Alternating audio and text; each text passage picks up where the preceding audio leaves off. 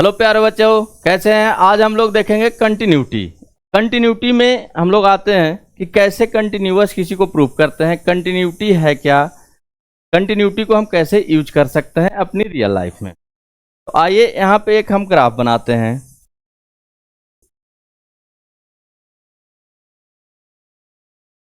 तो इस ग्राफ में हम देख रहे हैं कि ए डिसकंटिन्यूअस है, साथ में नॉन डिफरेंशिएबल है। ए ग्राफ में ए कंटिन्यूअस है एंड नॉन डिफरेंशिएबल है। तो हम अपनी बोलचाल की भाषा में कह सकते हैं कि अगर आपको किसी भी ग्राफ को ड्रा करने के लिए आपको अगर अपनी पेन को पिक करना पड़ जाए, वो ग्राफ डिसकंटिन्यूअस होगा, अदरवाइज वो ग्राफ कंटिन्यूअस होगी। तो in layman language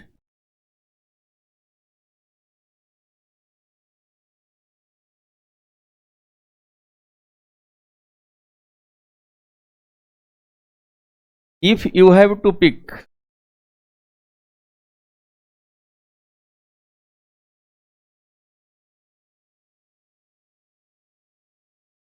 your pen up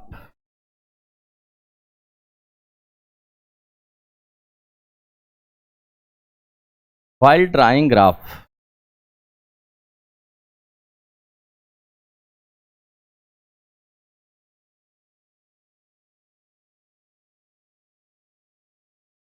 then it is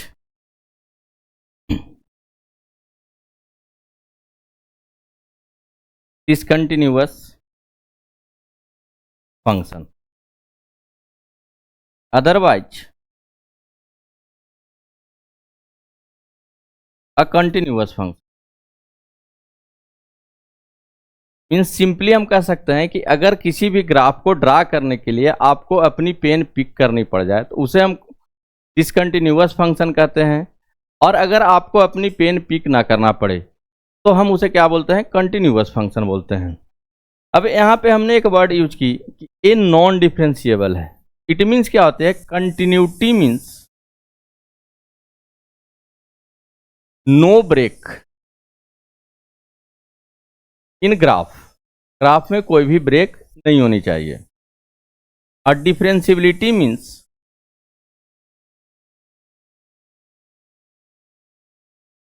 no break no sharp.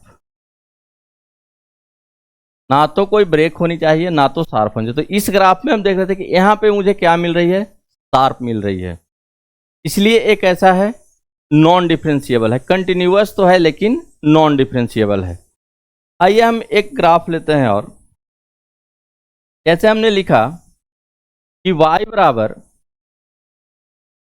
Mod sine x.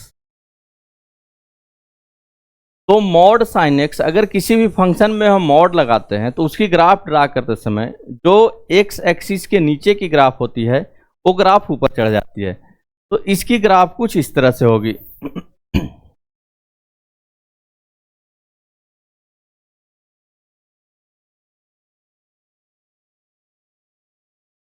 तो यहां पे हम देख रहे हैं एक ग्राफ तो कंटिन्यूअस है लेकिन एवरी पॉइंट पे मुझे क्या दे रही है, शार्प दे रही है, इसलिए एक ऐसा है नॉन डिफरेंशिएबल। तो हम इसे क्या कह सकते हैं, continuous but non differentiable.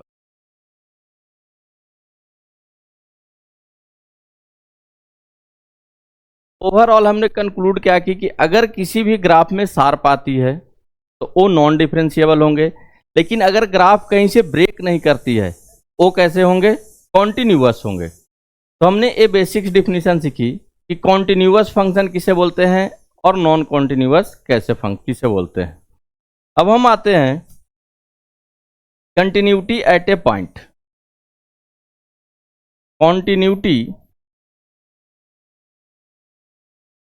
Eight a point x equals to a. अगर मुझे किसी की कंटिन्यूटी चेक करनी है तो हम यहां पे आएंगे, a function is said to be continuous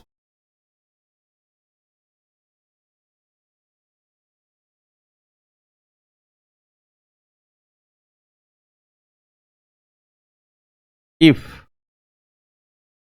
limit x tending to a minus fx equals to limit x tending to a plus fx equals to fa, means a minus काटने का मतलब कि हमने LHL काटी, a प्लस मीन्स RHL और fa means functional value.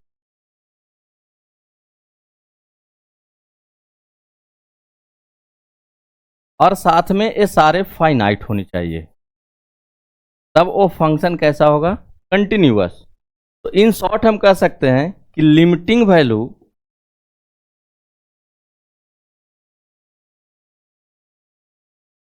Equals to functional value.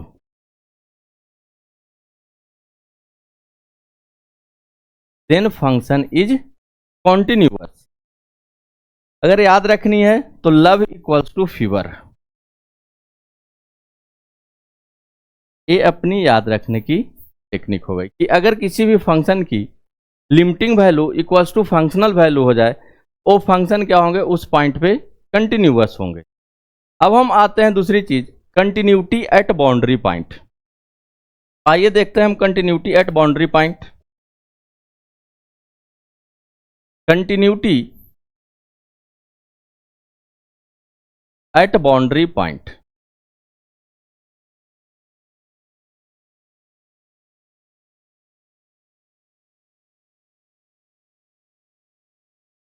तो if a function is continuous in x belongs to a comma b, then we have two boundaries.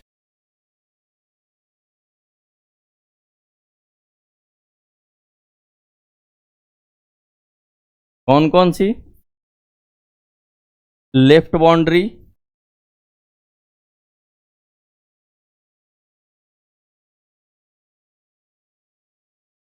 Eight x equals to a और right boundary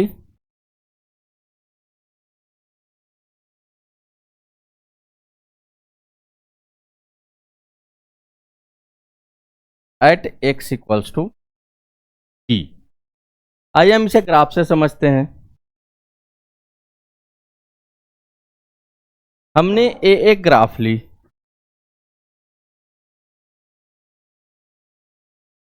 यहां पे हमने लिया a और यहां पे हमने ली b।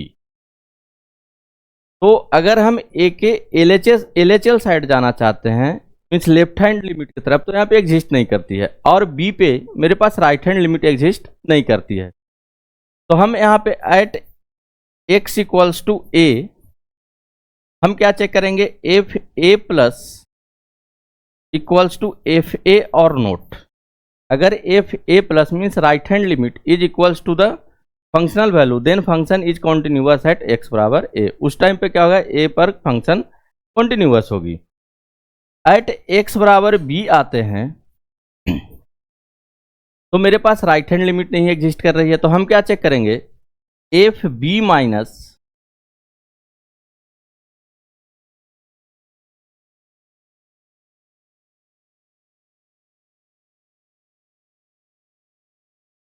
F B minus equals to F B.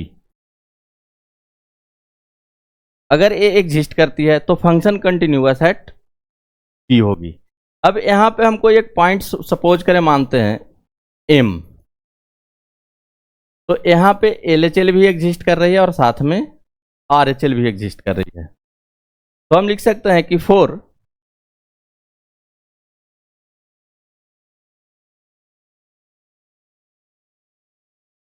a comma b, we will check at 3 points। कौन कौन सी, F M minus equals to F M plus equals to F M. और अगर ए और बी पे चेक करनी है तो हम सिर्फ बाउंड्री पॉइंट्स पे चेक करके छोड़ देंगे। और अगर मुझे इस तरह से चेक करनी है तो हम प्रॉपर चेक करेंगे, LHL equals to RHL equals to limit functional value. अब इससे आगे बढ़ने से पहले थोड़ी सी क्लास कंटिन्यूटी की रिजल्ट्स मुझे याद होनी चाहिए। उससे पहले अपने पास एक रिमार्क आती है, वो क्या कहती है रिमार्क में,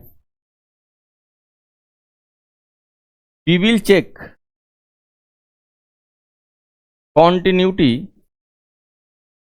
इन डोमेन ओनली। हम डोमेन के बाहर किसी की भी कंटिन्यूटी चेक नहीं करेंगे। तो अब हम आते हैं इंपॉर्टेंट रिजल्ट्स फ्रॉम लिमिट्स। आइए देखते हैं कौन कौन सी मुझे याद करनी है। तो इंपॉर्टेंट रिजल्ट्स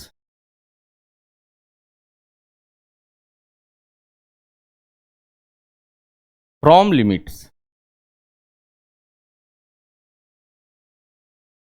पहला आती है limit x tending to 0 x to the power n minus a to the power n upon x minus a। ए हो जाती है अपनी n माइनस 1। दूसरी फॉर्मूला आती है limit x tending to 0 sine x upon x, a1 होगी। इसे याद रखने की तरीका है कि जो साइन के बाजू में बैठा हुआ है वही मुझे कहाँ चाहिए, नीचे चाहिए, तो उसकी वैल्यू क्या होगी, 1 होगी। तीसरी आती है limit x tending to 0 tan x upon x, it will be also equals to 1। Means जो tan के साथ बैठा हुआ है वही मुझे कहाँ चाहिए, नीचे चाहिए, तो उसकी भी वैल्यू क्या होगी, 1 होगी। फोर्थ आती है limit x tending to 0 e to the power x minus 1 upon x, ये भी क्या होगी, 1। याद कैसे रख सकते हैं, जो e के माथे पे बैठा हुआ है वही मुझे कहाँ चाहिए, नीचे चाहिए, तो उसकी भी वैल्यू क्या होगी, 1 होगी। नेक्स्ट फॉर्मूला आती है फिफ्थ, अपनी इस साइड लिखते हैं limit x tending to infinity 1 by x to the power p is also equals to 1। साथ में कंडीशन है p मस्ट बिलोंग्स टू 0 से इन्फिनिटी। ये अपनी हो गई कोई फिफ्थ फॉर्मूले। अब हम आते हैं 6 पे। 6 क्या कहती है कि limit x tending to 0 log 1 plus x upon x equals to 1। इसे याद हम कैसे रखेंगे कि 1 के साथ जो बैठा हुआ है वही मुझे नीचे चाहिए, तो उसकी वैल्यू क्या होगी, 1 होगी। सेवेंथ फॉर्मूले कहते हैं limit x tending to 0 a to the power x minus 1 upon x बराबर हो जाएगा log a base e। Means a की माथे पे जो बैठे हुए है, ए अपने यहाँ पे आर्बिट्ररी कांस्टेंट है जो कि कोई भी वैल्यू ले सकती है, तो जो ए के माथे पे बैठा हुआ है वही मुझे नीचे चाहिए, तो उसकी वैल्यू क्या होगी, log a base e।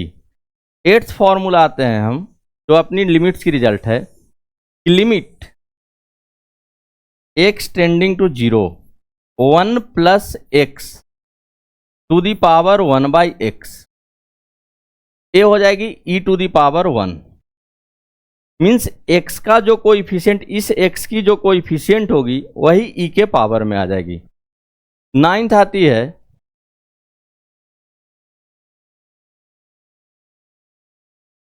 Limit x tending to infinity 1 plus 1 by x whole to the power x, ये भी क्या होगी, यही होगी, e टू दी पावर 1 हम लिख, जो x का कोई फीचर। और 10th आती है जो सबसे ज़्यादा यूज होती है, हम उसे यहाँ लिख रहे हैं limit x tending to infinity sine x and limit x tending to infinity cos x is any oscillating number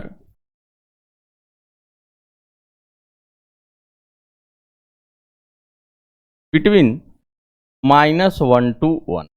means अगर साइन इन्फिनिटी या कॉस इन्फिनिटी आती है तो उसकी वैल्यू -1 से 1 के बीच में आएगी। इसके बाद आती है अलजेब्रा ऑफ कॉन्टिन्यूअस फंक्शन। वो क्या कहती है वो देखते हैं। अलजेब्रा ऑफ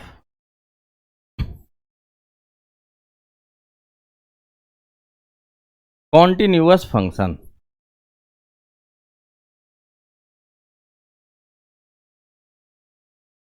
ये कहता है if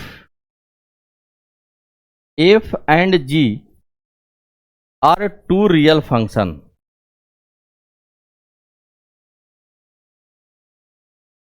which is continuous at c, which is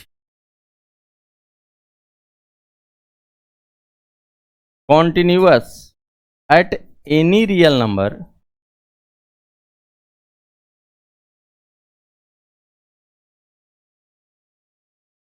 then पहला f plus minus g is continuous at x बराबर। दूसरा f मल्टीप्लाइड या divided by g is continuous at x बराबर c। साथ में कंडीशन क्या होगी कि in division case cc must not be equals to 0। Third आती है kfx is continuous at x बराबर c, k belongs to real number. तो हमने ये देखी कि कंटिन्यूटी की क्या अलजेब्रा है, कंटिन्यूटी हम कैसे चेक करते हैं और कंटिन्यूटी की क्या मीनिंग है और डिफरेंशियबिलिटी की क्या मीनिंग है। अगले वीडियो में हम लोग इसकी क्वेश्चंस करेंगे, जो कि अगले वीडियो में सिर्फ क्वेश्चन सीरीज होगी जिसमें हम 8 to 10 क्वेश्चंस करेंगे। उसके बाद हम लोग आगे बढ़ेंगे।